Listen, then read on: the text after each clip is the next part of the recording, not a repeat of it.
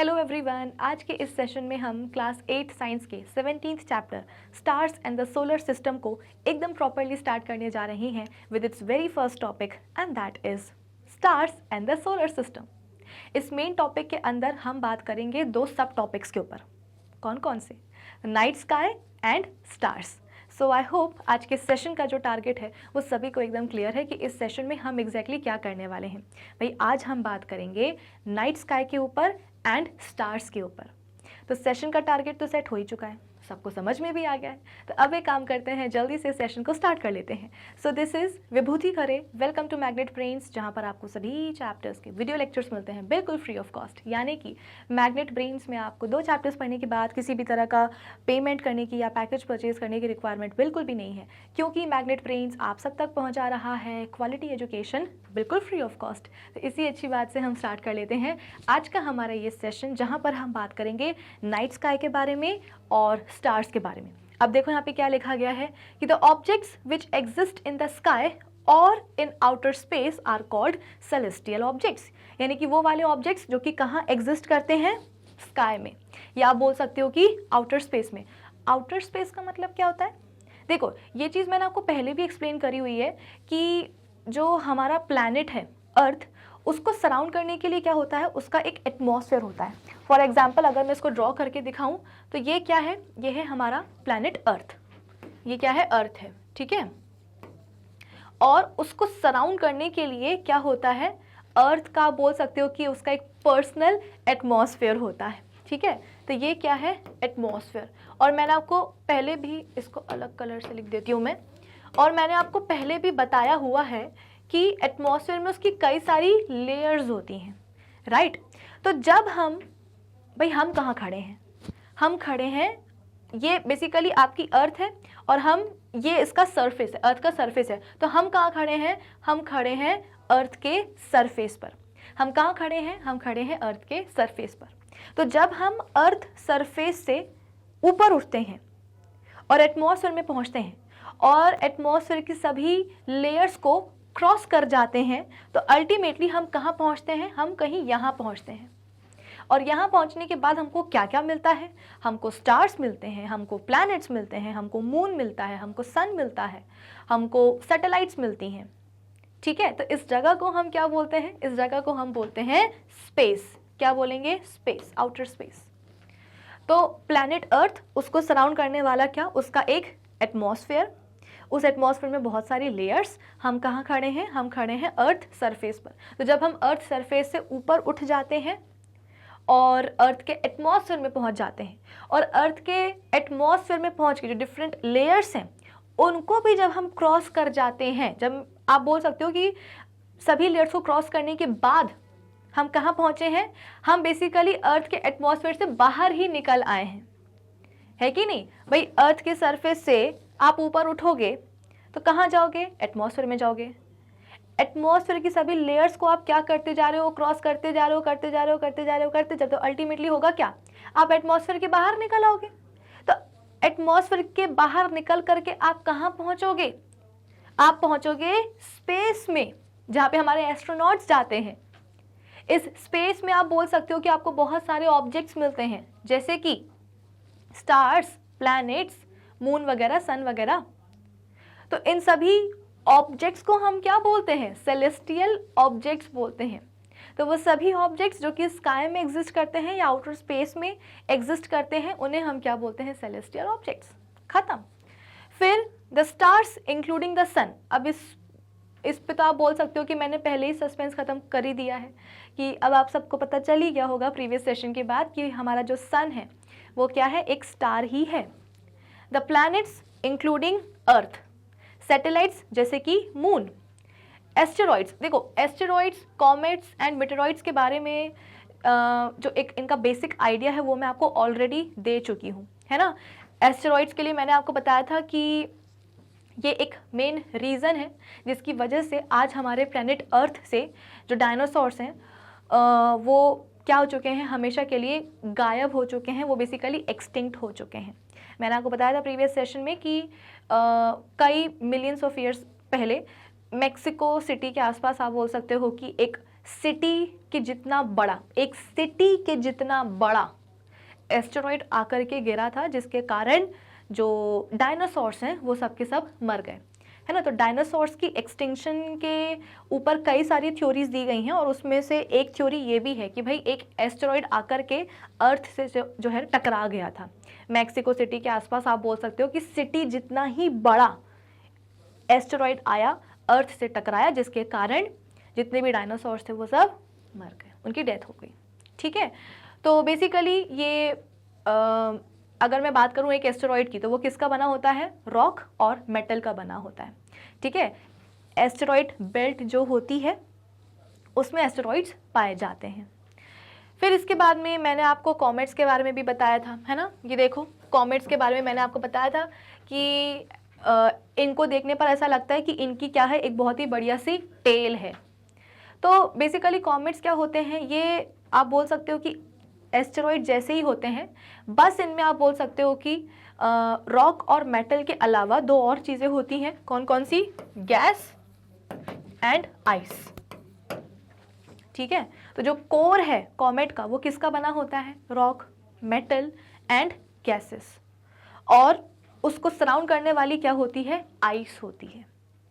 ठीक है, तो बेसिकली आप बोल सकते हो कि जब एक कॉमेट सन की तरफ आता है, जैसे कि ये क्या है? सन है, तो जब एक कॉमेट क्या होता है, बेसिकली सन की तरफ जाता है, तो क्योंकि सन इतना गर्म है तो हीट और रेडिएशन के कारण आप बोल सकते हो कि सोलर विंड्स आ जाती हैं। सोलर विंड्स आप बोल सकते हो कि जनरेट हो जाती हैं, और इन सोलर विंड्स के कारण आप बोल सकते हो कि जो कॉमेट है, ठीक है, जो कॉमेट है वो उसकी जो आइस है वो बेसिकली मेल्ट होने लग जाती है, या गर्मी इतनी ज़्यादा होती है कि वो जो आइस है वो सीधे सबलाइम कर जाती है, सब्लिमेट हो जाती है, जिसके कारण आपको कॉमेट जो है ना थोड़ा सा फजी दिखता है, सफ़ेद सफ़ेद सा दिखता है, जिसे हम क्या बोलते हैं? बेसिकली कॉमा बोलते हैं। क्या बोलते हैं? Comma, COMA।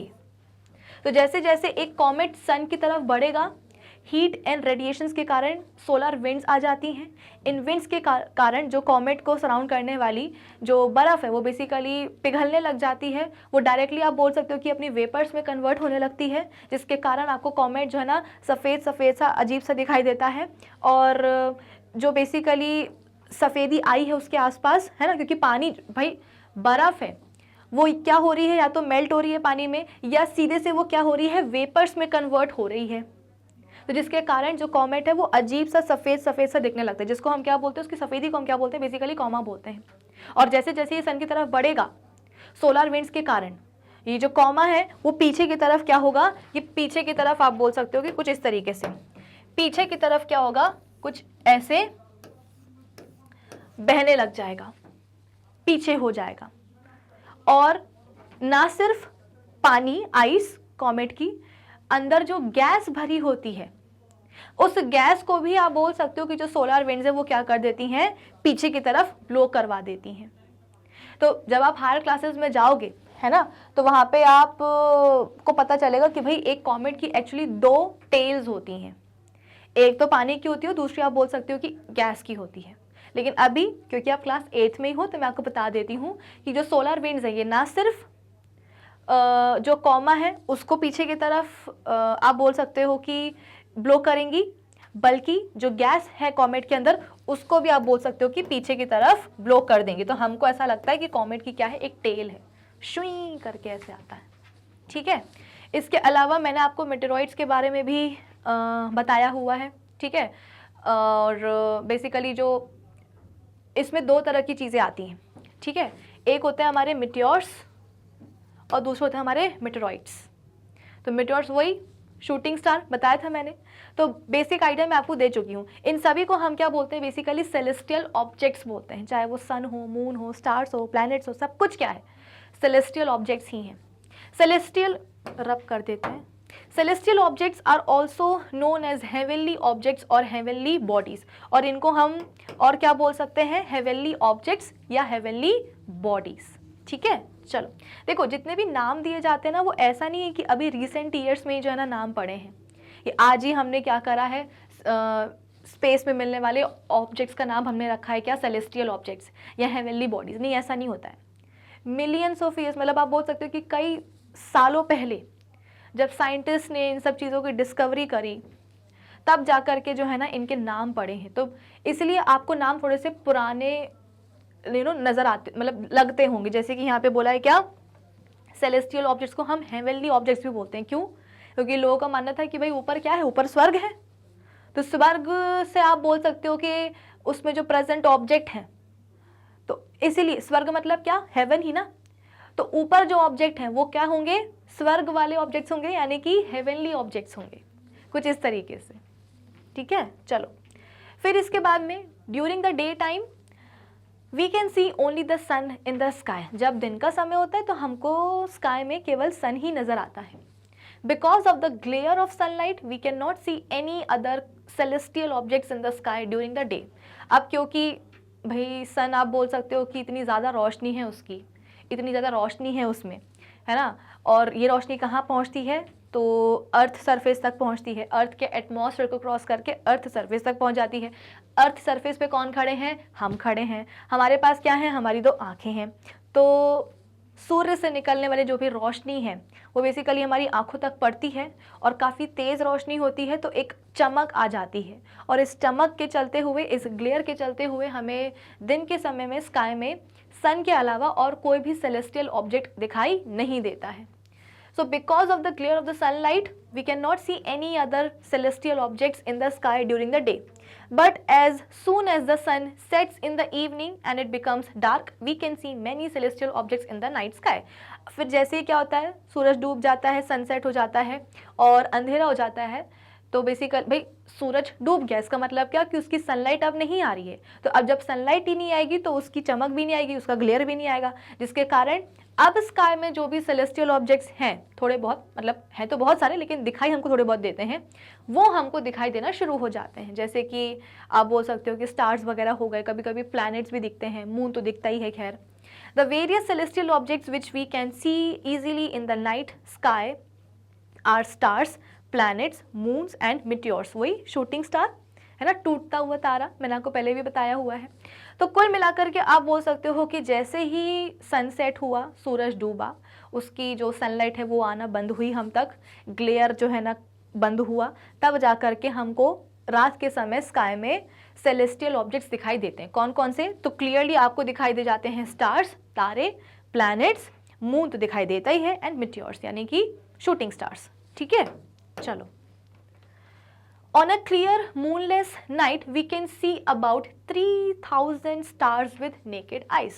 जब एकदम आसमान वगैरह सब कुछ साफ रहता है तो उस समय आप बोल सकते हो कि 3000 स्टार्स को आप नेकेड आइज से देख सकते हो। ऐसा नहीं है कि स्टार्स को देखना है तो एकदम वो आप बोल सकते हो कि टेलीस्कोप वगैरह लगाना पड़ता है, नहीं, बिना उसके भी नेकेड आइज से भी आप क्या कर सकते हो, 3000 स्टार्स को स्काई में देख सकते हो। कई बार ये ट्रिक होती है कि अगर नींद नहीं आ रही है तो क्या करें, चलो स्टार्स को गिनते हैं, काउंट करते हैं, है ना। तो 1 2 3 4 5 6 7, जैसे ही 100 पहुंचते हैं, 200 पहुंचते हैं, तब तक हमें नींद आ जाती है। लेकिन स्टार्स की जो काउंटिंग है वो हमारी नहीं हो पाती है। Many more stars can be seen with the help of a telescope. और फिर अगर आपने टेलीस्कोप यूज़ कर लिया है फिर तो भैया कोई कमी नहीं है स्टार्स की। An important characteristic of stars is that they appear to twinkle in the sky. Stars हमको अच्छे क्यों लगते हैं? क्योंकि उनकी एक बहुत ही, आप बोल सकते हो कि स्पेशल उनके पास फीचर होता है। क्या फीचर है वो? तो ऐसे ऐसे ऐसे ऐसे ट्विंकल करने का। स्टार्स क्या करते हैं? ट्विंकल करते हैं। ट्विंकल मतलब क्या कि कभी हमें ऐसा लगता है कि स्टार जो है एकदम डिम हो गया है, फिर उसके अगले सेकंड हमको लगेगा कि नहीं, स्टार जो है वो फिर से शाइनी हो गया है ना, एकदम प्रॉपरली शाइन कर रहा है। फिर उसके नेक्स्ट सेकंड में हमको लगेगा कि स्टार फिर से डिम हो गया है, फिर ब्राइट, फिर डिम, फिर ब्राइट, फिर डिम।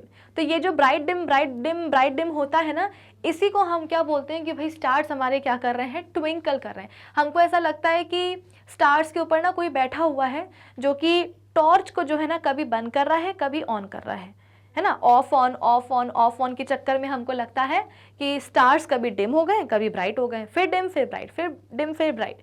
तो ऐसे डिम ब्राइट करने को ही हम क्या बोलते हैं कि स्टार्स भाई ट्विंकल कर रहे हैं। So that is their light increases and decreases continuously.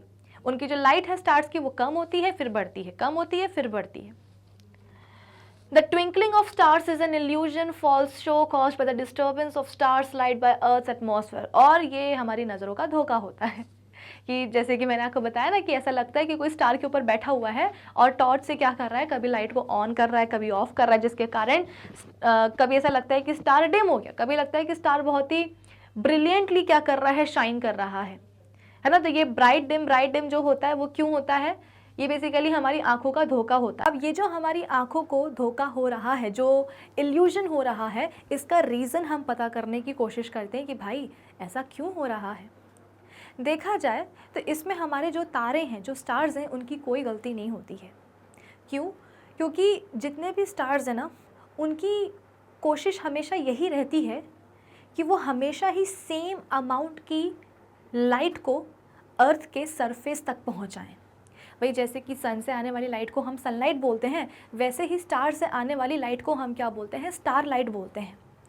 तो जितने भी हमारे स्टार्स हैं कहाँ, स्पेस में, तो उनकी हमेशा कोशिश यही रहती है कि वो हमेशा ही सेम अमाउंट की स्टार लाइट अर्थ के सरफेस तक पहुँचाएँ।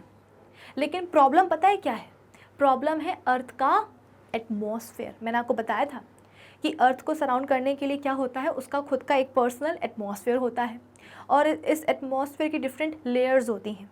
अगर मैं बात करूं इन लेयर्स की डेंसिटीज़ की, तो जो सबसे आउटर मोस्ट लेयर होती है एटमॉस्फेयर की, उसकी डेंसिटी सबसे कम होती है और सबसे जो इनर मोस्ट लेयर होती है एटमॉस्फेयर की, यानी कि वो वाली लेयर जो कि अर्थ सरफेस के सबसे नज़दीक होती है ना। एटमॉस्फेयर की जो सबसे बाहर वाली लेयर है उसकी डेंसिटी सबसे कम है और एटमॉस्फेयर की सबसे जो अंदर वाली लेयर है जो कि अर्थ सरफेस के सबसे नज़दीक है, उसकी डेंसिटी बहुत ज़्यादा रहती है। क्यों? क्योंकि उसमें बहुत तरह के पार्टिकल्स होते हैं, उसमें गैस के मॉलिक्यूल्स हैं, वाटर वेपर्स हैं, ठीक है, डस्ट पार्टिकल्स हैं, स्मोक पार्टिकल्स हैं, तमाम सारी चीज़ें हैं। तो अर्थ के सरफेस के सबसे नज़दीक जो लेयर होती है एटमॉस्फेयर की, उसकी डेंसिटी बहुत ज़्यादा है। अब आप बोलोगे कि मैम इन लेयर्स की जो अलग अलग डेंसिटीज़ हैं, इनकी हम बात कर ही क्यों रहे हैं, हमको क्या मतलब है? मतलब तो है। क्यों? क्योंकि हमें ये समझना है कि भाई हमारे जो स्टार्स हैं वो ट्विंकल क्यों करते हैं। अब देखो, प्रीवियस चैप्टर में हमने लाइट के रिफ्लेक्शन का जो पूरा फिनोमेना है वो समझा है ना। सिमिलरली लाइट का रिफ्रैक्शन भी होता है। अगर आपको याद हो तो मैंने आपको बताया था कि सपोज़ हमारे पास क्या है, एक प्रिज्म है, ठीक है। प्रिज्म में हम बेसिकली क्या कर रहे हैं, एक वाइट लाइट को पास करवा रहे हैं। अब हम सबको पता है भाई, लाइट वाला चैप्टर हम सब पढ़ चुके हैं ना, 16th चैप्टर। तो अब हमको पता है कि जो लाइट है, जो वाइट लाइट है, वो कैसे बनी होती है, बेसिकली अपने 7 कॉम्पोनेंट कलर की लाइट्स से बनी होती है, ठीक है। तो जब एक वाइट लाइट ऐसी सिंपल आप बोल सकते हो कि एटमॉस्फेयर में ट्रैवल करती है वाइट लाइट, तो हमें उसके 7 कॉम्पोनेंट कलर्स दिखाई नहीं देते हैं। लेकिन जब ये वाइट लाइट आप बोल सकते हो कि एक प्रिज्म में एंटर करती है, तो प्रिज्म में एंटर करने के बाद क्या होता है कि ये वाइट लाइट अपने 7 कॉम्पोनेंट कलर्स में स्प्लिट हो जाती है। और ऐसा थोड़ी है कि जो कॉम्पोनेंट कलर की लाइट्स हैं वो हमेशा प्रिज्म के अंदर ही रहेंगी ना, बाहर भी निकलेंगी। तो जब वो बाहर निकलती हैं, ठीक है, तो कुछ इस तरीके से निकलती हैं। कलरफुल आपको लाइट्स यहाँ पे दिखाई देंगी, रेनबो कलर्स बेसिकली आपको यहाँ पे दिखाई देने वाले हैं। तो हुआ क्या कि जो वाइट लाइट है वो अपने 7 कॉम्पोनेंट कलर की लाइट्स में स्प्लिट हो गई है। और इस प्रोसेस को हम क्या बोलते हैं, इस फिनोमेना को हम क्या बोलते हैं, डिस्पर्जन ऑफ वाइट लाइट। कैसे? क्योंकि जो वाइट लाइट है वो बेसिकली एक प्रिज्म से क्या हुई है, पास हुई है। अब मुद्दा ये है कि मैम जब ऐसे लाइट जा रही थी, सिंपल वाइट लाइट, तो अपने 7 कॉम्पोनेंट कलर्स में ये स्प्लिट हुई नहीं। ऐसा क्या हुआ कि प्रिज्म के अंदर जाते ही इसने अपने असली रंग दिखा दिए। किसने? वाइट लाइट ने। तो भाई प्रिज्म में जाने के बाद होता क्या है ना कि जितने भी ये 7 कॉम्पोनेंट कलर की लाइट्स है ना, इनकी स्पीड अलग अलग हो जाती है। जब ये सिंपल हवा में ट्रैवल कर रही होती है, एयर में ट्रैवल कर रही होती है वाइट लाइट, तो जितने भी इसके 7 कॉम्पोनेंट कलर के लाइट्स हैं, इन सबकी स्पीड एक जैसी होती है। तो सबके सब एक ही स्पीड के साथ ट्रैवल करती है। तो हम इनको ना डिफ्रेंशिएट नहीं कर पाते कि ब्लू कहाँ है, इंडिगो कहाँ है, रेड कहाँ है, ग्रीन कहाँ है, ऑरेंज कहाँ है, हम पता नहीं कर पाते। लेकिन जब ये वाइट लाइट प्रिज्म के अंदर जाती है, तो प्रिज्म में जाने के बाद क्या होता है, अलग अलग कलरफुल लाइट की जो स्पीड है वो बेसिकली आप बोल सकते हो कि अलग अलग हो जाती है, जिसके कारण सभी के सभी कलरफुल लाइट जो हैं वो डिफरेंट स्पीड्स के साथ ट्रैवल करती हैं। और अगर स्पीड डिफर होती है तो इसके कारण क्या होता है कि जो लाइट्स हैं फिर वो एक दूसरे से सेपरेट हो जाती हैं। कंबाइंड क्यों थी? जब ये एयर में ट्रेवल कर रही थी क्योंकि इन सब की स्पीड एक जैसी थी। जब ये प्रिज्म के अंदर जाएंगी तो इन सभी की स्पीड अलग अलग हो जाएंगी, तो फिर क्या होगा, एक दूसरे से ये अलग अलग हो जाएंगी। बेसिकली यहाँ पे व्हाइट लाइट की स्प्लिटिंग होती है और इसी प्रोसेस को हम क्या बोलते हैं, डिस्पर्जन ऑफ व्हाइट लाइट। कैसे? Through a glass prism. अब ये कथा मैंने आपको क्यों सुनाई है, क्योंकि मुझे आपको बताना था कि भाई प्रीवियस चैप्टर में, लाइट वाले चैप्टर में हमने ये क्या पढ़ा है, हमने ये पढ़ा है रिफ्रैक्शन। क्या पढ़ा है ये? रिफ्रैक्शन। रिफ्लेक्शन तो पढ़ा ही है कि लाइट आती है और एक मीडियम में ट्रैवल करके सरफेस से टकराती है और टकराने के बाद में वापस उसी मीडियम में लौट जाती है। इसे हम बोलते हैं क्या? रिफ्लेक्शन। लेकिन मैंने आपको रिफ्रैक्शन भी समझाया है। ये यहाँ पे बेसिकली क्या हो रहा है, अच्छी खासी लाइट आई थी, ये चाहती तो प्रिज्म की सरफेस से टकरा करके वापस लौट जाती। भाई देखा जाए तो ये जो प्रिज्म है ये किसका बना हुआ है? ये बना हुआ है ग्लास का। और ये जो अपनी वाइट लाइट है ये कहाँ से आ रही थी? ये आ रही थी एयर से। अब आप खुद ही देख सकते हो कि एयर और प्रिज्म के अंदर जो ग्लास है ये दोनों अलग अलग मीडियम है कि नहीं है? एयर एक अलग मीडियम है, ग्लास एक अलग मीडियम है। एयर में आप बोल सकते हो कि एयर के जो पार्टिकल्स होते हैं वो दूर दूर होते हैं, लेकिन ग्लास में अगर देखा जाए तो पार्टिकल्स काफ़ी पास पास होते हैं, तो डेंसिटी अलग अलग हो गई कि नहीं होगी? जैसे अगर मैं बोल रही हूँ कि एयर एक मीडियम है और ग्लास दूसरा मीडियम है, तो ये अलग अलग मीडिया क्यों हो रहे हैं? क्योंकि इनकी डेंसिटीज अलग अलग है ना। ये कम घनी है, एयर कम घनी है, और जो ग्लास है वो क्या है? वो ज़्यादा घना है। घना मतलब क्या? डेंसिटी ज़्यादा है। इसका मतलब क्या कि ग्लास के जो पार्टिकल्स हैं वो एकदम एक दूसरे के पास पास हैं, ठीक है ना। तो अब क्या होगा, बेसिकली लाइट आती तो चाहती और मतलब वो ये कर सकती थी, उसके पास ये ऑप्शन था कि वो प्रिज्म के सरफेस से टकरा करके क्या करती, वापस लौट जाती। जिस मीडियम में वो ट्रैवल करके आ रही थी, एयर वाले मीडियम में, उसी मीडियम में वो क्या होता, मतलब जो लाइट है उसके पास ये वाला ऑप्शन था कि वो इसी मीडियम में बेसिकली ट्रैवल करके आती, प्रिज्म से टकराती उसकी सरफेस से और टकरा करके वापस एयर मीडियम में लौट जाती। लेकिन ऐसा नहीं हुआ। इस बार लाइट ने क्या सोचा कि मैं डर के वापस लौटने वालों में से नहीं हूँ, मैं तो जाकर के टकराऊंगी और टकराने के बाद सीधे अंदर घुस जाऊंगी। और एग्जैक्टली यही हुआ कि जो व्हाइट लाइट है वो प्रिज्म से टकरा करके वापस नहीं लौटी, ऐसा नहीं हुआ। इनफैक्ट वो क्या हुआ है, प्रिज्म के अंदर घुस गई है। इसका मतलब क्या, लाइट ने अपना मीडियम चेंज किया है।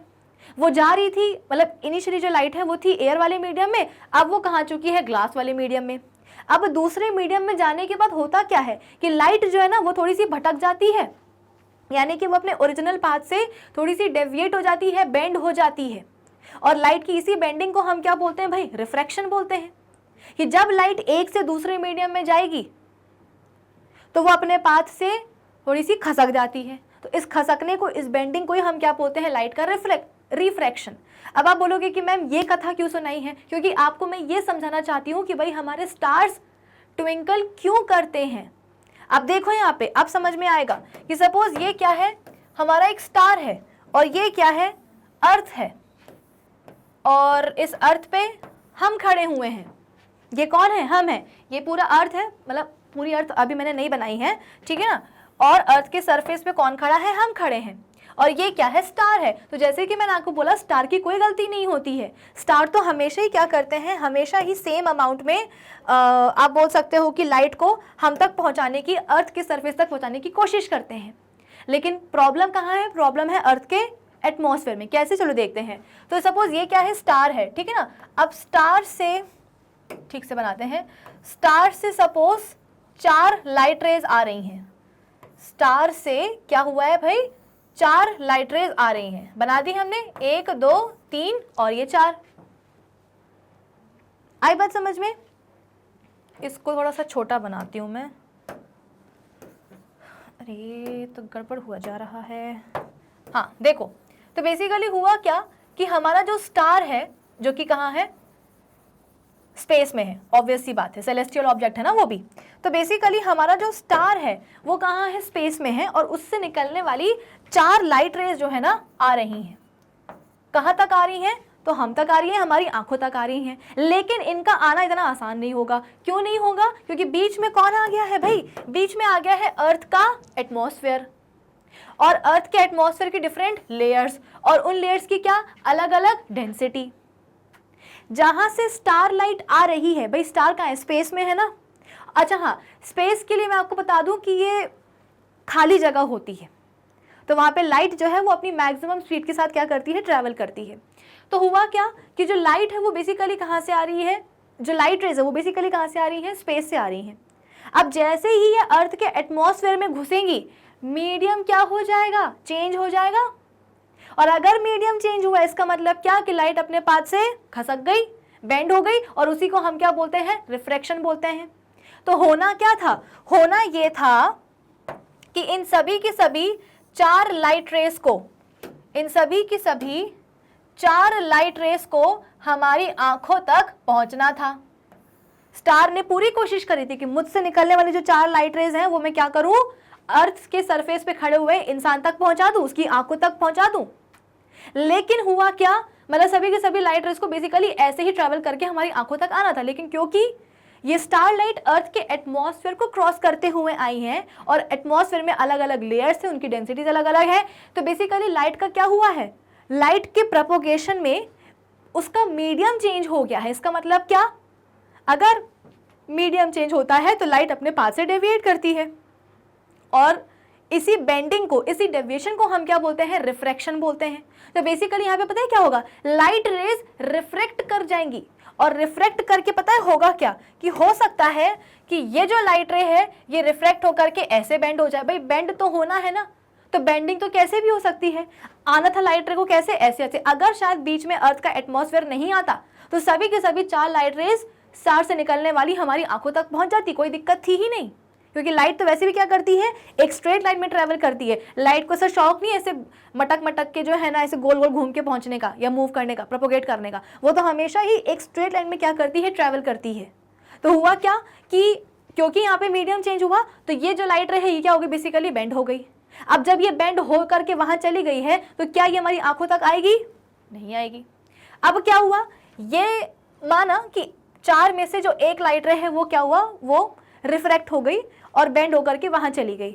लेकिन थैंकफुली ऐसा कुछ हुआ कि ये जो तीनों लाइट रेज हैं, चार बनाई थी हमने, एक तो रिफ्रैक्ट होकर के बेंड होकर वहां चली गई, जो तीन लाइट रेज हैं ये बेसिकली क्या हुआ, हमारी आंखों तक पहुंच गई।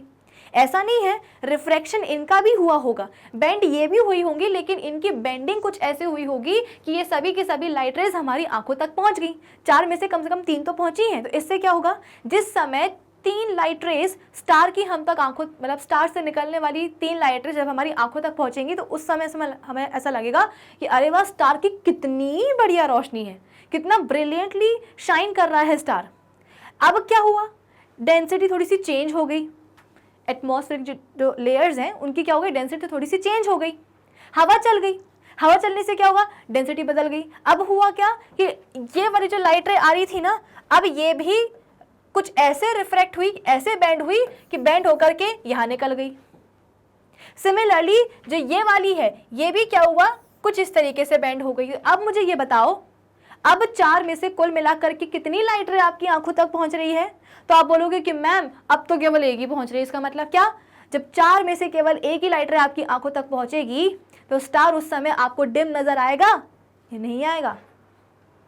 ये बताओ, क्या स्टार ने आपको लाइट रेज पहुंचाना कम कर दी थी कि पहले वो आपको चार रेज दे रहा था, इसके बाद में केवल एक ही रे दे रहा था? नहीं, मैंने इसीलिए कहा कि स्टार की कोई गलती नहीं होती है। स्टार की तो हमेशा ये कोशिश होती है कि वो अर्थ सरफेस तक अपनी सेम रोशनी पहुंचाए, लेकिन क्योंकि बीच में क्या जाता है, अर्थ का एटमॉस्फेयर हो जाता है, एटमॉस्फेयर के कारण एटमॉस्फेरिक रिफ्रैक्शन हो जाता है, जिसके कारण जो स्टार लाइट है वो बेसिकली रिफ्रैक्ट हो जाती है और हमारी आंखों तक नहीं पहुंच पाती है।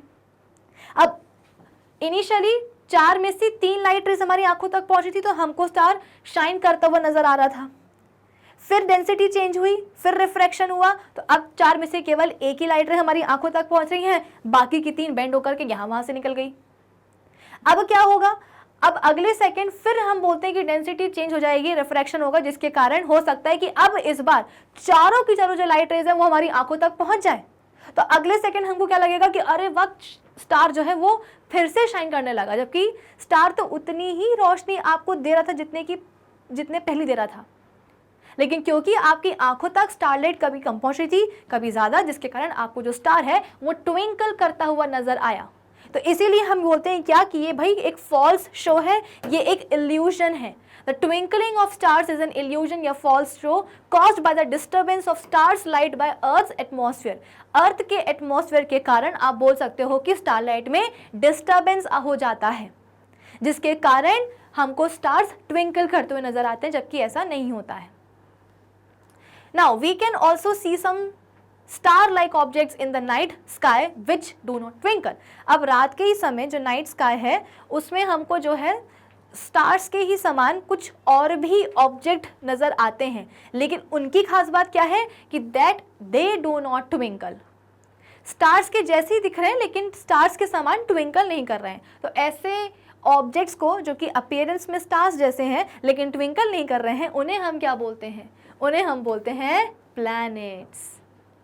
Now planets do not twinkle because, अब हमने बोला अच्छा जैसे कि भाई हमारा जो अर्थ है वो भी तो क्या है, एक प्लैनेट ही है ना, तो अर्थ भी क्या करती है, सन के अराउंड ऐसे गोल गोल घूमती है, वैसे ही जो बाकी के प्लैनेट्स हैं वो भी क्या करते हैं, सन के अराउंड रिवॉल्व करते हैं। ठीक है, अब मुद्दा ये है कि हमारे जो प्लैनेट्स हैं वो ट्विंकल नहीं करते हैं, ऐसा क्यों?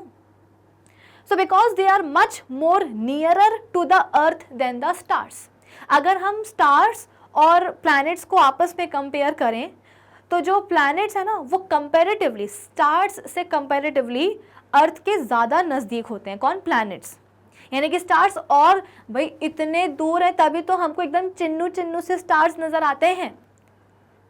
आई बात समझ में? तो आप बोलोगे कि मैम पास और दूर से क्या फ़र्क पड़ता है? चलो हमने मान लिया कि आपने बोला है कि जो प्लैनेट्स हैं वो स्टार्स के कंपैरिजन में अर्थ के ज़्यादा नज़दीक होते हैं, तो इससे क्या फ़र्क पड़ता है? हमें तो ये बताओ कि प्लैनेट्स ट्विंकल क्यों नहीं करते हैं? क्या प्लैनेट्स से निकलने वाली लाइट रेस का एटमॉस्फेरिक रिफ्रैक्शन नहीं होता? क्या उनकी बेंडिंग नहीं होती? होती है, लेकिन पता है होता क्या है?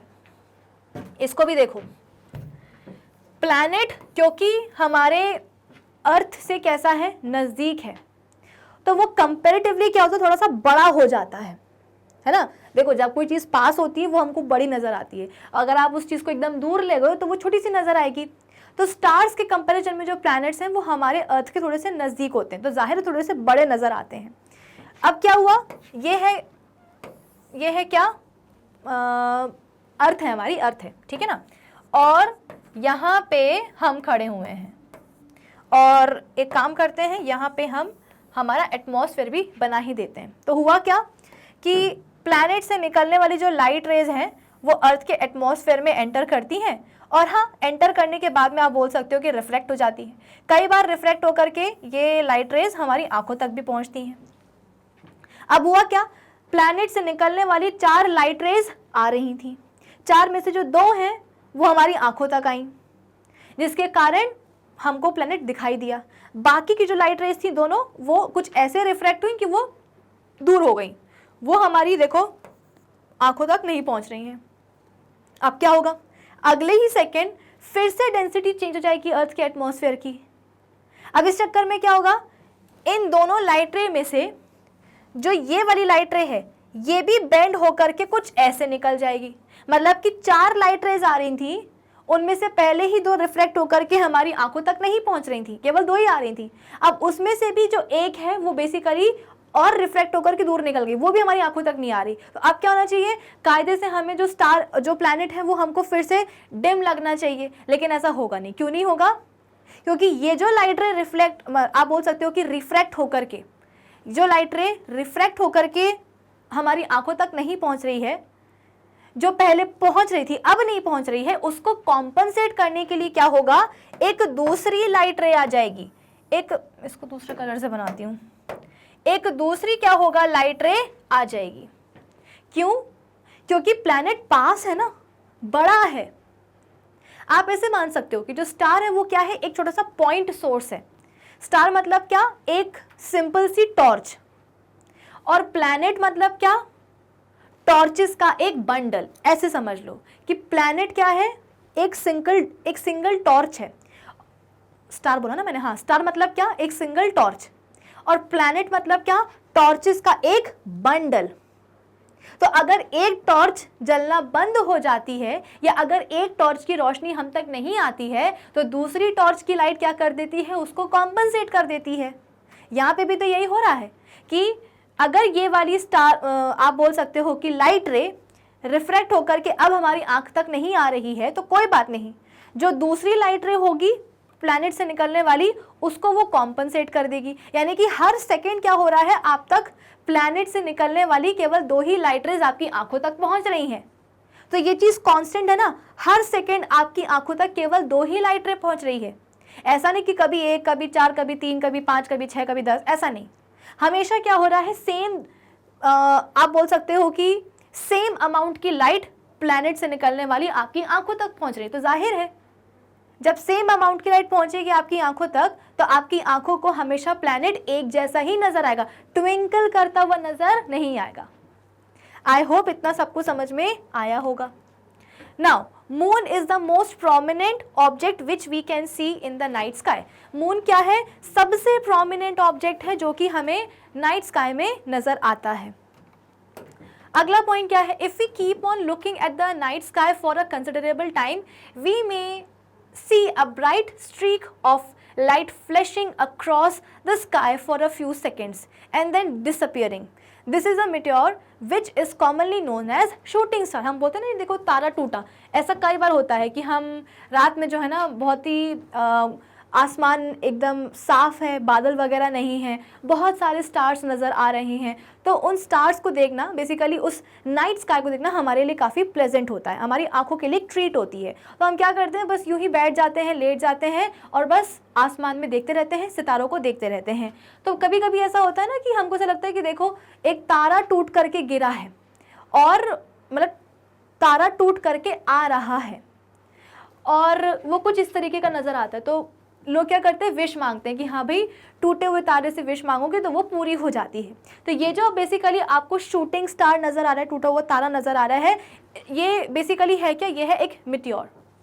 ये क्या है, एक मिटियोर है, ठीक है। तो जैसे कि मैंने आपको बताया था कि मिटेरॉइड्स होते हैं हमारे पास, तो ये स्पेस क्या आप बोल सकते हो कि रॉकी डेब्रिस पीसेस होते हैं। 2 तरह के होते हैं, एक होते हैं मिटियोर्स और दूसरे होते हैं मिटियोराइट्स, ठीक है ना। बेसिक डिफरेंस मैं आपको पहले ही बता चुकी हूँ, लेकिन जब हम इस सेशन में और मतलब इस चैप्टर में हम जब और आगे जाएंगे, इनके बारे में जब हम एकदम डिटेल में पढ़ेंगे तब मैं आपको सब चीज़ें बताऊँगी, ठीक है। चलो, तो बेसिकली आपको ये बताया जा रहा है कि नाइट स्काई में आपको क्या क्या नज़र आता है, कि स्टार्स हो गए हैं, मून हो गया है, प्लैनेट्स हो गए हैं, शूटिंग स्टार वगैरह सब कुछ हो चुका है, ये हो गया। चलो फिर इसके बाद में क्या है, अच्छा अब हम बात करते हैं स्टार्स की।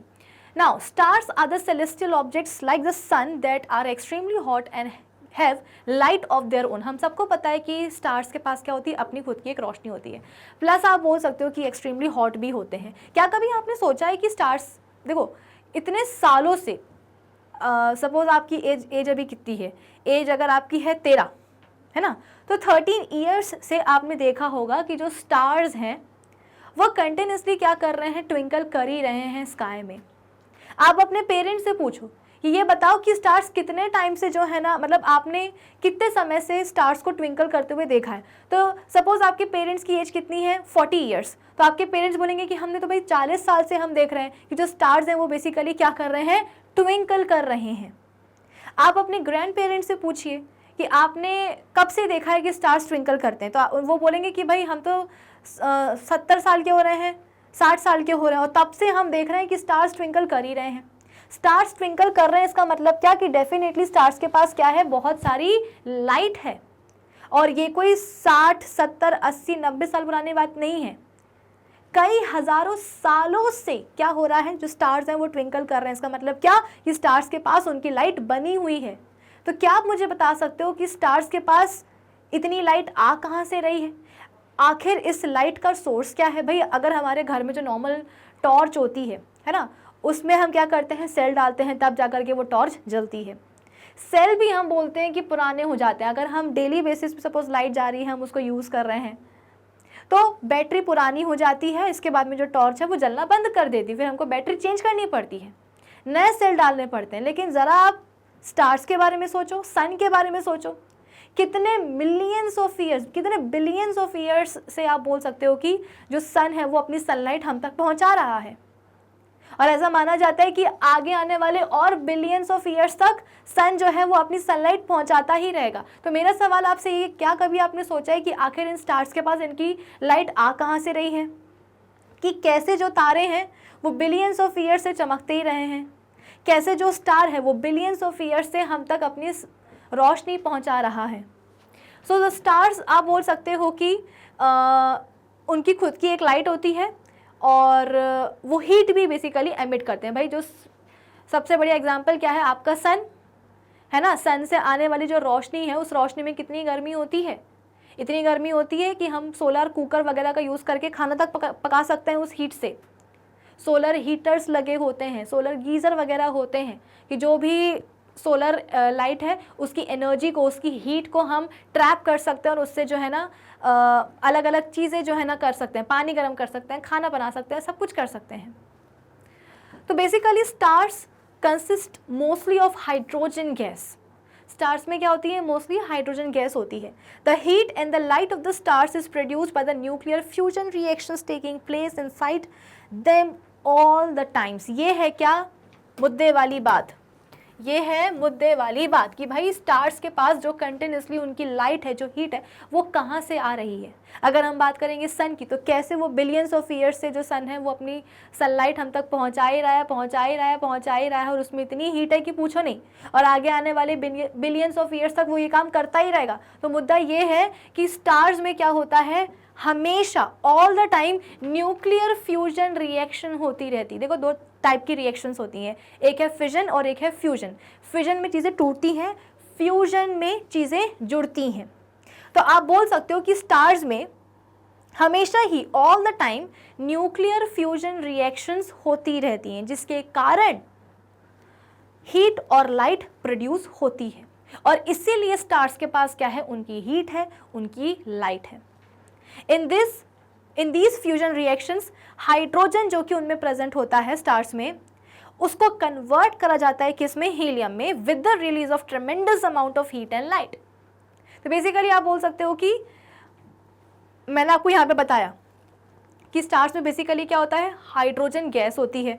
ऑब्वियस सी बात है, गैस होंगे तो मतलब अगर गैस है इसका मतलब क्या, वहाँ पे हाइड्रोजन एटम्स भी होंगे। तो दो हाइड्रोजन एटम्स मिल करके क्या करते हैं, एक तीसरे नए एटम को बना देते हैं, जिसको हम बोलते हैं क्या, हीलियम। इसलिए यहाँ पे भाई फ्यूजन का मतलब क्या होता है, कोई चीज़ जुड़ रही है। मैंने आपको बताया ना, रिएक्शन दो टाइप की होती हैं, फिजन एंड फ्यूजन। फिजन में चीज़ें टूटती हैं, फ्यूजन में चीज़ें जुड़ रही हैं। तो क्या जुड़ रही हैं, तो दो हाइड्रोजन के एटम्स मिल करके क्या करते हैं, हीलियम को बना देते हैं। अब आप बोलोगे कि मैम इसमें कौन सी बड़ी बात है, भाई बड़ी बात यह है कि ये दोनों ही जो H एटम्स है ना, ये एक, भाई अगर आप इनको नॉर्मली अर्थ पे जोड़ने की कोशिश करोगे तो ये नहीं जुड़ने वाले हैं। इनको जोड़ने के लिए, ऐसे जोड़ने के लिए कि इनसे हीलियम बन जाए, इसके लिए बहुत ही एनर्जी रिक्वायरमेंट होती है, और इतनी एनर्जी अर्थ पे तो मिलना बोल सकते हो कि इम्पॉसिबल है। ये सब तो कहाँ होने वाला है, स्टार्स में ही होने वाला है। बहुत एनर्जी होती है वहाँ पे, जिसके कारण ये दोनों ही एटम्स बेसिकली फ्यूज होकर के क्या करते हैं, हीलियम को बना देते हैं। और जब ये हीलियम बनता है तो आप समझ लो कि ट्रेमेंडस amount of heat and light क्या होती है, रिलीज होती है। और ऐसा नहीं है कि एक बार ये रिएक्शन हो गई, एक बार हाइड्रोजन एटम्स ने मिलकर के हीलियम को बना लिया और एनर्जी मिल गई, लाइट मिल गई, नहीं, ये रिएक्शंस होती रहती हैं। इनफैक्ट अर्थ जो प्लैनेट है उसका जो एकदम कोर है, वहाँ पे भी बोलते हैं कि इस तरह की रिएक्शंस होती हैं। इसीलिए अर्थ का जो कोर है वो बहुत गर्म होता है। आज तक अर्थ के कोर तक कोई नहीं जा पाया। इंसान चांद पे पहुँच गया है लेकिन अर्थ के कोर तक कोई नहीं पहुँच पाया। आई बात समझ में? और सन पे भी पहुँचना इम्पॉसिबल है, उस बारे में सोचना ही बेकार है।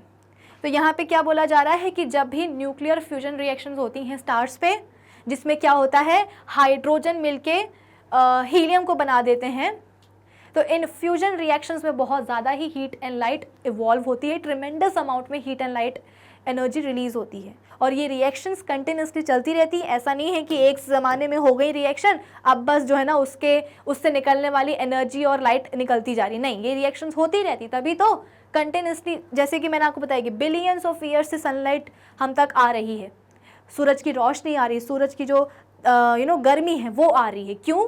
क्योंकि वहाँ पे रिएक्शंस चल ही रही हैं।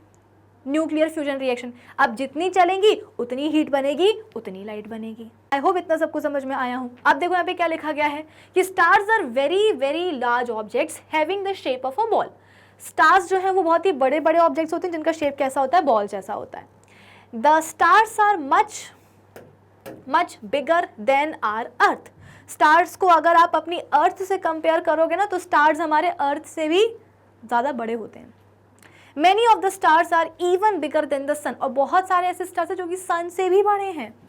The stars appear to be small because they are very very far away from us, और वो छोटे छोटे क्यों दिखते हैं, क्योंकि वो हमारे आप बोल सकते हो कि प्लैनेट अर्थ से बहुत दूर है। इसीलिए ऑब्वियस सी बात है ना, आप एक पेंसिल को अपनी आँख के सामने रखोगे आपको इसकी साइज़ बड़ी दिखाई देगी।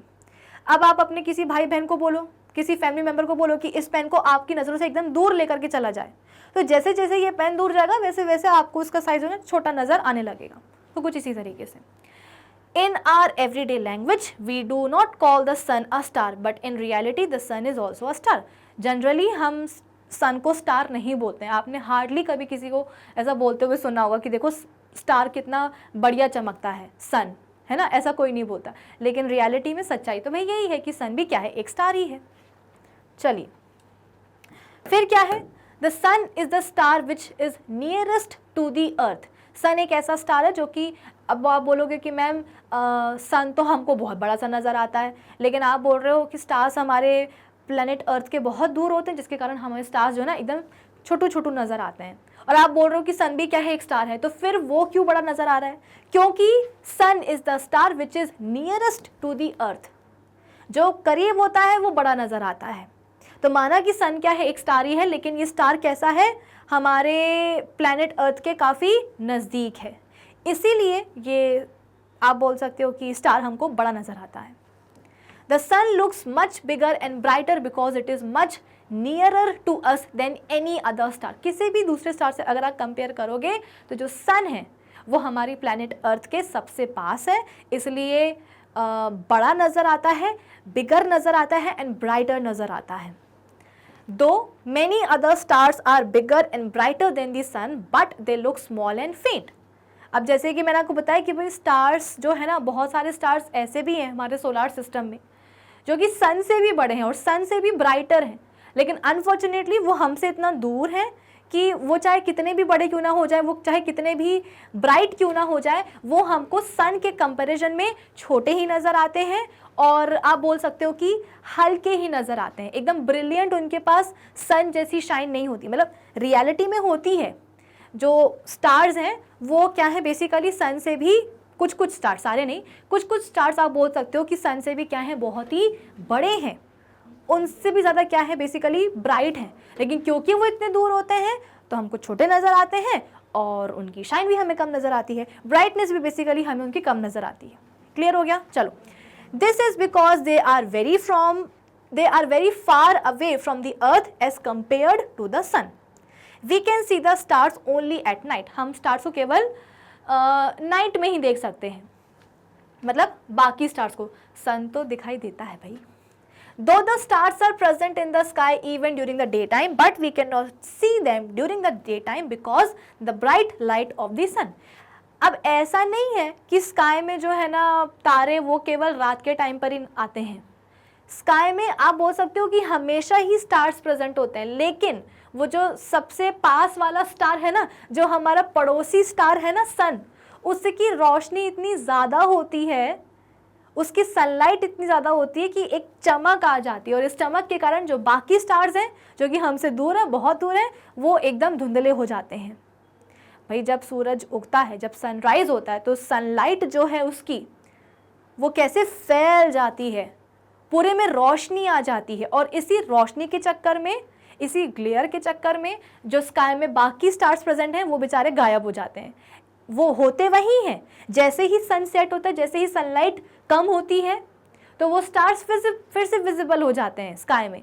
लेकिन जब सनलाइट है तो भाई उसकी चमक के आगे, सन की सनलाइट की चमक के आगे, ग्लेयर के सामने कुछ नज़र नहीं आता। Okay, so there are about 10,000 billion stars in the universe. Can you imagine this number? 10,000 billion stars in the universe. We know that the sun, which is a star, rises up in the east in the morning, travels in the sky and the whole day and then sets in the west in the evening. ठीक है, जो सन है जो कि एक star है वो कहाँ से ऊपर आता है? सुबह सुबह ईस्ट डायरेक्शन से, पूरे दिन क्या करता है? स्काई में ट्रैवल करता है और इसके बाद में आप बोल सकते हो कि वेस्ट में जाकर के सेट हो जाता है in the evening. So the sun appears to move in the sky from east to west direction. तो आप बोल सकते हो कि जो सन है वो ऐसा लगता है कि क्या कर रहा है? मूव कर रहा है स्काई में from east to west direction. भाई ईस्ट से निकला, sun rises from the east और फिर इसके बाद में वेस्ट में जाकर के ईस्ट से मतलब निकला, पूरे दिन आप बोल सकते हो कि स्काई में ट्रैवल किया और ट्रैवल करने के बाद में शाम को जाकर के क्या हो गया? वो वेस्ट में जाकर के सेट हो गया. Same is the case with all other stars. और आप बोल सकते हो कि ये केस सभी स्टार्स के साथ होता है.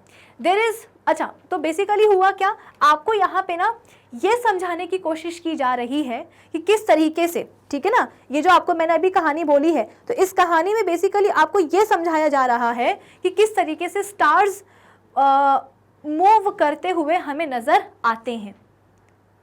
कि जैसे कि हमारे सबसे नज़दीक जो स्टार है कौन सा? सन. उसी का हमने एग्जाम्पल ले लिया कि ईस्ट से निकला, पूरे दिन जो है ना स्काई में ट्रैवल करा और शाम को जाकर के वेस्ट में क्या हो गया? सेट हो गया. और ये केस क्या होता है? सभी अदर स्टार्स के साथ भी होता है. लेकिन जब हम बात करते हैं एक स्पेशल स्टार की जिसका नाम क्या है? पोलर स्टार, जिसको कि हम नॉर्थ बेसिकली पोल स्टार भी बोल सकते हैं, इसकी अगर हम बात करें, ये नहीं मूव करता. There is one star which does not appear to move in the sky. ये एक ऐसा स्टार है जो कि मतलब स्काई में मूव करता हुआ हमें नजर नहीं आता. इसे हम क्या बोलते हैं? पोल स्टार बोलते हैं, ध्रुव तारा हिंदी में. The star which appears stationary from the earth is called pole star. ये एक ऐसा स्टार है जो कि हमें अर्थ से स्टेशनरी नजर आता है, जिसे हम क्या बोलते हैं? पोल स्टार, ध्रुव तारा. Hindi name of pole star is Dhruv Tara. The pole star always remains in the same position in the sky. Pole star के लिए बोला जाता है कि ये स्काई में हमेशा सेम पोजीशन पर ही रहता है. ये बहुत इंपॉर्टेंट पॉइंट है कि जो पोल स्टार है वो हमेशा ही स्काई में एक ही पोजीशन पे पाया जाता है. देखो यहाँ पे अगर हम कहाँ खड़े हैं, मतलब हम तो अर्थ सरफेस पे होंगे, ऑब्वियस सी बात है, ठीक है ना. तो हमको हमेशा ही देखो ऐसा है कि हमारा जो प्लैनेट है अर्थ, ठीक है, इसके दो पोल्स होते हैं. एक होता है नॉर्थ पोल और एक होता है साउथ पोल. ठीक है, तो नॉर्थ पोल से आप बोल सकते हो कि यहाँ पे आपको ये पोल स्टार हमेशा, ये जो है ना पोल स्टार, यह आपको हमेशा ऐसा ही नजर आएगा. वहीं अगर आप एक सन को मानो, सन की अगर आप एग्जांपल लो, तो सन क्या होता है? राइजेस फ्रॉम द ईस्ट, पूरे दिन स्काई में ट्रेवल किया और वेस्ट में जाकर के शाम को सेटल हो गया. तो सन भी तो स्टार है, वो तो हमें अच्छा खासा मूव करता हुआ नजर आ रहा है कि भाई उसने तो डायरेक्शन ही चेंज कर ली, ईस्ट से निकला वेस्ट में जाकर के डूब गया, अगले दिन फिर ईस्ट से निकलेगा और फिर वेस्ट में जाकर के डूब जाएगा. लेकिन ये देखो पोल स्टार, ये जहां है सो वहीं के वहीं खड़ा रहेगा. ये अपनी जगह से आप बोल सकते हो कि मूव करता हुआ हमें नजर नहीं आता. हम कहाँ खड़े हैं? हम तो भाई अर्थ के सरफेस पे ही खड़े हैं ना.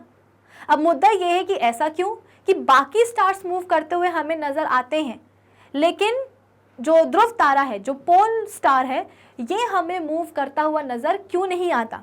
इसका रीज़न ये है कि देखो जो प्लैनेट अर्थ है, ये आपने पहले भी पढ़ा होगा अपनी जूनियर क्लासेस में, कि जो प्लैनेट अर्थ है वो ना सिर्फ आप बोल सकते हो कि सन के अराउंड आप बोल सकते हो कि ऐसे रिवॉल्व होती है, बल्कि अपनी ही एक्सिस के अबाउट क्या करती है? ऐसे ऐसे रोटेट करती है. जो मैंने आपको बताया ना कि अर्थ का एक नॉर्थ और एक साउथ पोल भी होता है, तो इन दोनों ही पोल्स के, जैसे अगर मैं बात करूँ किसकी, ये क्या है? हमारा प्लैनेट अर्थ है, इसका ये क्या हो गया? नॉर्थ पोल हो गया और इसका ये साउथ पोल हो गया. तो नॉर्थ और साउथ पोल से बेसिकली क्या होता है? एक इमेजिनरी एक्सिस जो है ना जाती है, इमेजिनरी एक एक्सिस जाती है और इसी एक्सिस के अबाउट क्या होता है? जो अर्थ है वो ऐसे ऐसे ऐसे, जैसे कि ये क्या है? ये है अर्थ की एक एक्सिस. ठीक है, थोड़ा सा इसको हम टेढ़ा बनाते हैं. और ये क्या है? ये जो मेरी मुट्ठी है ये क्या? बेसिकली अर्थ है. तो ये अर्थ पता है क्या करेगी? इस एक्सिस के अबाउट ऐसे ऐसे ऐसे ऐसे ऐसे ऐसे रोटेट करती रहती है और इसी रोटेशन के कारण क्या होता है? दिन और रात होते हैं भाई, दिन और रात। कि अभी अर्थ ऐसी है और उसके सामने सन है, ठीक है, सन ऐसा है और अर्थ ऐसी है। अर्थ का ये वाला जो पोर्शन है, जैसे कि कैसे समझाऊं, इसको मैं रब कर देती हूँ। जैसे कि ये क्या है, अर्थ है, और इसके सामने ये क्या है, सन है, ठीक है। तो आप बोल सकते हो कि अभी अर्थ का जो ये वाला पोर्शन है, ये वाला पोर्शन, इसके सामने क्या है भाई, सन है। अर्थ के इस वाले पोर्शन के सामने क्या है, अभी सन है कि नहीं है, बिल्कुल है। तो इस वाले पोर्शन में अभी क्या होगा, अभी खूब रोशनी होगी क्योंकि उसके सामने तो सन है ना। अब क्या होगा, ये जो अर्थ है ये अपनी एक्सिस के ही अबाउट क्या करेगी, ऐसे रोटेट करेगी। इस रोटेशन से बेसिकली होने क्या वाला है, इस रोटेशन से आप बोल सकते हो कि अर्थ का ये वाला पोर्शन जो कि अभी सन के सामने था थोड़ी देर पहले, अब क्योंकि अर्थ क्या कर रही है, रोटेट कर रही है, तो इस चक्कर में पता है क्या होगा, अब ये वाला पोर्शन घूम के आ जाएगा कहाँ, यहाँ। आप खुद ही सोच लो कि जो अर्थ है वो ना सिर्फ सन के अराउंड ऐसे गोल गोल चक्कर लगाती है, बल्कि अपनी एक्सिस पर भी वो क्या करती है, ऐसे ऐसे ऐसे ऐसे ऐसे ऐसे ऐसे ऐसे रोटेट होती है। अब आप देखो, सपोज ये क्या है, एक्सिस है, और ये क्या है, अर्थ है। मेरी जो मुट्ठी है वो क्या है, अर्थ है। अब क्या कर रही है, अर्थ अपनी एक्सिस के अबाउट रोटेट कर रही है। तो अभी इस समय क्या है, इस समय आप बोल सकते हो कि अर्थ का जो ये वाला पोर्शन है ये सन के सामने है, तो यहाँ पे खूब धूप हो रही होगी, इसका मतलब क्या, दिन होगी ना यहाँ पे। अब क्या होगा, अर्थ रोटेट करेगी करेगी करेगी करेगी करेगी करेगी करेगी, और अब ये जो पोर्शन जो कि पहले कहाँ था, सन के सामने था अर्थ का, अब ये पोर्शन पीछे जा चुका है, और जो पीछे वाला था वो आगे आ गया है। तो जो आगे था अब वो पीछे आ चुका है। इसका मतलब क्या भाई, आप खुद ही देखो ना, अब ये जो पोर्शन पीछे आया है, क्या इसके सामने अब कोई दूसरा सन है क्या रोशनी देने के लिए उसको, नहीं। इसका मतलब क्या, यहाँ पे हो जाएगा क्या, अंधेरा, यानी कि नाइट टाइम। पहले इसी पोर्शन में क्या था, डे टाइम था। क्यों, क्योंकि सूर्य की खूब सारी रोशनी इस पे पड़ रही थी, क्योंकि अब अर्थ रोटेट कर गई, तो ये वाला पोर्शन जो है ना वो खसक करके पीछे आ गया, तो अब यहाँ पे क्या हो गई है, रात हो गई है। और जो पहले यहाँ पे पोर्शन था अर्थ का, अब वो कहाँ आ चुका है, आगे आ चुका है। इसीलिए आप बोल सकते हो कि वहाँ पे क्या हो जाएगा, अब सुबह हो जाएगी, वहाँ पे रोशनी हो जाएगी, क्योंकि सन सामने आ गया ना, इसलिए। तो इसीलिए मैंने कहा था कि अर्थ के रोटेशन से ही क्या होता है, सुबह होती है, दिन होता है, रात होती है, शाम होती है। अगर अर्थ रोटेट ना करे ना तो बहुत मुश्किल हो जाएगी। जहाँ पे सूरज है, सपोज अगर अर्थ रोटेट ना करे, तो अर्थ का जो ये वाला पोर्शन है जो कि कहाँ है, सन के सामने है, तो इस वाले पोर्शन में हमेशा ही सूर्य की रोशनी पड़ती रहेगी, यानी कि हमेशा यहाँ पे क्या होगा, दिन ही दिन चलेगा, रात शाम होगी नहीं। और अर्थ का ये वाला पोर्शन जिसमें हमें मतलब जो आप बोल सकते हो कि जिसके सामने सन नहीं है, ये पिछले हिस्से में है, तो यहाँ पे कभी सनलाइट आएगी ही नहीं, हमेशा क्या रहेगा, अंधेरा ही रहेगा, कभी सुबह या दिन होगी ही नहीं। तो आप समझ सकते हो कि दोनों ही कंडीशंस क्या है, अच्छी नहीं है। इसीलिए प्लैनेट अर्थ क्या करती है, अपने ही एक्सिस के अबाउट रोटेट भी करती है। हाँ, तो मैं आपसे बता क्या रही थी, ये तो हो गया रोटेशन। अब पोल स्टार की हम बात करते हैं कि भाई पोल स्टार जो है वो एक ऐसा स्टार क्यों है जो हमें ऐसा लगता है कि स्टेशनरी है और वो मूव नहीं कर रहा है। भाई बाकी जो स्टार हैं वो तो मूव करते हैं। सन के लिए हमें ऐसा लगता है कि ईस्ट से निकलता है, रोज शाम को जाकर के वेस्ट में सेट हो जाता है, फिर अगले दिन क्या होता है, ईस्ट से निकलता है, फिर दोबारा पूरे दिन जो है ना पूरे स्काई में ट्रैवल करके वेस्ट में जाकर के सेट हो जाता है। तो why not this pole star. तो होता यह है कि ये जो पोल स्टार है ना, ये अर्थ एक्सिस के ऊपर ही लाए करता है, ऑलमोस्ट उस पर ही लाए करता है। जैसे कि ये क्या है, यह है पूरी अर्थ की एक्सिस, ठीक है, ये पूरी है अर्थ की एक्सिस। ये लो, यहाँ पे मैंने अर्थ बना भी दी। तो अर्थ की जो एक्सिस है उसी में लाए करता है क्या, पोल स्टार। अब अर्थ जो है अपने ही एक्सिस के अबाउट क्या करती है, ऐसे ऐसे ऐसे ऐसे रोटेट करती है। तो बेसिकली हम जो कि अर्थ सरफेस पे खड़े हैं, तो हमारे रिस्पेक्ट में जो पोल स्टार है इसकी पोजीशन कभी चेंज होती ही नहीं है। इसीलिए हमें ऐसा लगता है कि पोल स्टार कभी भी मूव नहीं करता। आई बात समझ में। तो हिंदी में इसको हम क्या बोलते हैं, ध्रुव तारा। The pole star always remains in the same position in the sky, though all other stars appear to move from east to west, the pole star remains fixed in the same place in the sky in the north direction. बाकी जो stars हैं वो east to waste जो है ना move करते रहेंगे, dance करते रहेंगे, लेकिन पोल स्टार जो है ना वो हमेशा ही स्काई में नॉर्थ डायरेक्शन में ही प्रेजेंट होता है। The pole star appears to be stationary and does not change its position with time because it lies on the axis of rotation of the earth, which is fixed in the space and does not change with time. क्योंकि हम बोलते हैं कि pole star कहाँ आता है, अर्थ की जो रोटेशन एक्सिस है उसी पे लाई करता है। It lies on the axis of rotation of the earth, जो कि एक फिक्स्ड है, मतलब स्पेस में आप बोल सकते हो कि वो जो एक्सिस है रोटेशन की वो फिक्स है और वो कभी भी चेंज नहीं होती है। Since the pole star remains fixed or stationary in the sky, all the other stars appears to revolve around the pole star. अब क्योंकि आप बोल सकते हो कि पोल स्टार क्या है, फिक्स्ड है अपनी पोजीशन पे, इसलिए ऐसा लगता है कि बाकी के जो स्टार्स हैं वो क्या करते हैं, बेसिकली पोल स्टार के अराउंड ऐसे रिवॉल्व करते हैं, है ना, कि since the pole star remains fixed or stationary in the sky, all the other stars appear to revolve around the pole star. On the earth we normally, अच्छा तो ये बात थी किसकी, हमारे पोल स्टार की। उम्मीद करती हूँ कि ये चीज़ सबको समझ में आई होगी। तो जैसे कि मैंने आपको बोला था कि आज हम बात करेंगे किसके ऊपर, नाइट स्काई के ऊपर और स्टार्स के ऊपर। तो भाई मैंने अपना प्रॉमिस रखा और मैंने आपको नाइट स्काई के बारे में और स्टार्स के बारे में बहुत सारी चीज़ें एक्सप्लेन कर दी हैं। अब मेरी कोशिश ये थी कि लाइट ईयर वाला जो कंसेप्ट है वो भी मैं आपको आज के सेशन में बता दूं, लेकिन कोई दिक्कत की बात नहीं है। जो लाइट ईयर का कंसेप्ट है वो हम पढ़ेंगे अपने अगले सेशन में। इसका मतलब क्या, इस सेशन के लिए बस इतना ही।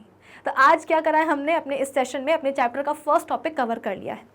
तो कहने को तो बहुत ही छोटे छोटे से टॉपिक्स थे, लेकिन डेप्थ में अगर हम जाएंगे तो मैंने आपको बहुत सारी चीज़ें समझाई हैं कि पोल स्टार क्या होता है, बाकी स्टार्स क्या होते हैं, पोल स्टार बाकी स्टार से अलग क्यों है। अच्छा एक और चीज़ और कि क्योंकि पोल स्टार अपने पोजीशन पे फिक्स्ड होता है, इसीलिए जो साइंटिस्ट है ना वो नेविगेशन वगैरह के लिए पोल स्टार को जो है ना रिफ़र करते हैं कि भाई ये एक ऐसा पॉइंट है जो कि हमेशा ही अपनी जगह पे क्या रहेगा, फिक्स रहेगा।